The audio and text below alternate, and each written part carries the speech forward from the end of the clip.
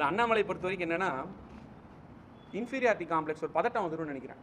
யாராவது கேள்வி கேட்டாங்கன்னா போதும் உடனே பதட்டம் வந்துடும். எப்பவுமே பொதுவாக சொல்லுவாங்க, நீங்கள் நிறைய டாக்டர்ஸ் கிட்ட இல்லை நிறைய அறிவுபூர்வமாக பேசுகிறவங்ககிட்ட கேட்டு பாருங்க, என்றைக்குமே ஒரு கான்ஃபிடென்ட்டாக இருக்கிற ஒரு தன்னம்பிக்கையோடு இருக்கிற ஆள் என்றைக்குமே பதட்டமே பட மாட்டான். எந்த ஒரு சூழ்நிலையிலையும் கருத்தால் மோதக்கூடிய ஒரு தராதரம் இருக்கிற அறிவு இருக்கிற ஒரு ஆளாக இருப்பான்.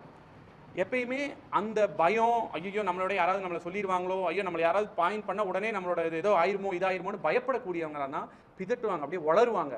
அது மட்டும் இல்லை, கத்துவாங்க, ரிப்பீட் பண்ணுவாங்க. ஏன்னா எத்தனை தடவை பார்த்துருக்குறோம் மீடியாவில் ஒரே கேள்வியை திரும்ப நான் சொல்கிறேன் கேட்டுக்கிட்டே இருப்பார். மீடியாவாக இருந்தாலும் சரி, நான் கமலாலயத்தில் கேள்விப்பட்டேன், ஒரு அலுவலகத்தில் தூக்கி எறியறது என்ன வீசுறது என்ன, அவர்னால ஃபஸ்ட் அவரையே கண்ட்ரோல் பண்ண முடியறதில்ல. அவர் சுயத்தை அவர் கண்ட்ரோல் பண்ணாமல் கண்டபடி பேசுகிறார். அவர் வாயை அவர்னால கண்ட்ரோல் பண்ண முடியல. இதுதான் உண்மை. இது நான் சொல்லலை, நிறைய பேர் இது வரைக்கும் சொல்லிட்டாங்க, நீங்களும் விசாரிச்சுவாங்க. இதுதான் உண்மை.